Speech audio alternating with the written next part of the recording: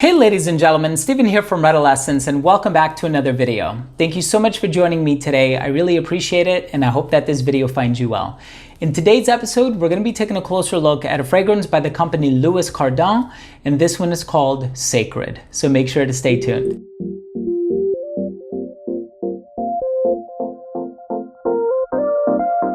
Now, before I begin my fragrance review of Sacred by Louis Cardin, I do want to mention that if you are a fan of fragrance-related content, if you like fragrance reviews here on YouTube, but also top 10 videos, giveaways, unboxings, special guests, interviews, and pretty much anything having to do with fragrances, please do consider supporting this channel by subscribing to it. All you have to do is click on that red button in the corner, and of course, while you're at it, please be sure to enable notifications by clicking on the bell icon. This way, whenever I do put out these videos, they will get delivered straight to your feed.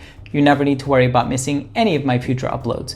So the brand Louis Cardin officially started as a watch manufacturer, and they still manufacture watches to this date. But as of a few years ago, they decided to get into fragrances, and they got into fragrances pretty aggressively, if I might add. They currently have, according to Fragrantica, about 88 fragrances in their catalog, which is a lot of fragrances. And of course, they have one here that is an Oriental vanilla. So when I heard that and I looked at the note breakdown and I see the chocolate, the vanilla, the caramel, the spices, all of these gourmand ingredients, I said I definitely have to check this fragrance out. And so I'm really happy that I finally have the opportunity to review this one for you guys. I also want to mention that if you are interested in picking up this fragrance, you may utilize the code RED10 upon checkout to get 10% off of fragrances above 50 pounds, if I'm not mistaken. So again, all of the information is going to be down below. If you are interested in discovering this fragrance further, if maybe perhaps the way that I describe it is to your liking. But in any case, I'm really excited to give you my thoughts in regards to the smell. Let's start things off with the presentation. So the box for this fragrance has this really cool graphic on it. Very detailed and very ornate. On the bottom of the box, you will find all of your information, including the batch code, the UPC, and the ingredients. And the back of the box just has the same graphic, and the concentration is eau de parfum. Now, the bottle for this one is very nice. You have this really dark juice on the inside here. You have the name of the fragrance and the name of the company here on the front. And you have this sort of metallic thing that runs the perimeter of the top and the bottom, and it comes across and wraps around it on either side. Now, the cap for this fragrance is a snug fit. You can pick it up from the cap, and the distribution on the atomizer is very wide. Let's continue with the smell. So as soon as this fragrance opens up, you are going to get this spicy chocolate and vanilla thing that's going on in there. And it's really a combination of all of those nuances. And so I'm having a hard time picking up on whether I get more vanilla or if I get more chocolate. And of course, when I think of Chocolate Greedy by Montal and a number of other fragrances that utilize that note, very gourmand, very rich in its aroma. And of course, vanilla is such a common ingredient in the perfume industry. Everything from Ani by Nishane, or I think it's called Vanilla Ecstasy by Montal. I've smelled it in tons of fragrances. Sorriso by Profumum Roma is another one that has a really nice powdery chocolate note. This one, on the other hand, does not smell powdery to me. You have perhaps a vanilla note that's a little bit stronger than the chocolate note, but it still kind of seems like they're vying for attention.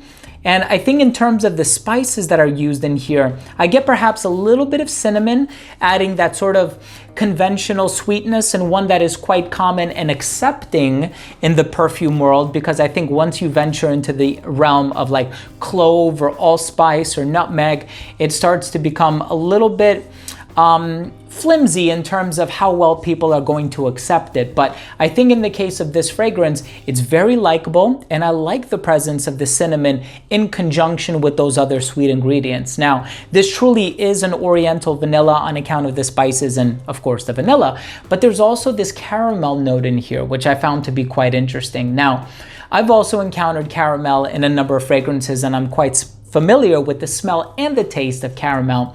And one thing that I know it for is its saltiness and its salty aroma. Now, of course, salt doesn't have a smell, but there are several perfume ingredients that can be used to sort of give off the impression of salt. And what I can say is that this fragrance doesn't necessarily smell salty to me. If anything, it smells more like a spicy vanilla with accents of chocolate that really bring this into gourmand territory, and it doesn't look back, right? So this is unapologetically gourmand, but there's also something about it where it has a polished overall feel. So as opposed to something like the Montal fragrance that I mentioned, Chocolate Greedy, that one is very heavy-handed on the chocolate. This one, on the other hand, strikes more of a balance between the chocolate and the other gourmand notes in here, so that it doesn't really traverse in any one direction, but instead it kind of welcomes all of the ingredients and brings them together, and so they coalesce and congeal in harmony. Nevertheless, if you are looking for an oriental vanilla fragrance, you want something that is not so heavy-handed on the patchouli, because then it's going to bring it into like Thierry Mugler territory with Angel and Angel Men. So you're not going to get that patchouli, you're not going to get the ethyl maltol. So there is not a nuance in this that smells like cotton candy or anything like that. So despite it having a really ample sweetness, it is not a juvenile sweetness. And so it's something that can be pulled off if you're a little bit older, a little bit more mature and more sophisticated. Overall, I think for the price, it's a very well done fragrance. I also like the presentation on this one too. It's quite elaborate, and I am really enjoying this fragrance, especially now for the colder weather.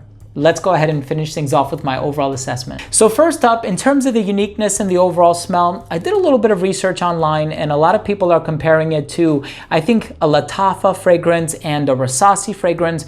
Personally, I've never tried the two fragrances to which this gets compared. So as far as me being able to compare it to fragrances that I have gotten my nose on, this does smell unique to me. And so I am really enjoying this one. And I like this when I'm in the mood for like a spicy vanilla chocolate fragrance. I think this checks off all those boxes. The overall smell is incredibly pleasant. There's nothing about this fragrance that's going to offend. As a matter of fact, I can also see this being compared a little bit to Bad Boy by Carolina Herrera, although I don't think it's exactly the same, of course. I just think it satisfies the same scenarios. The longevity on this one is about 7 hours on your skin. Projection is great for the first hour and a half of application. It didn't become a skin scent until about that 5-hour mark, and then at the 7-hour mark, I would say it completely disappeared from my skin.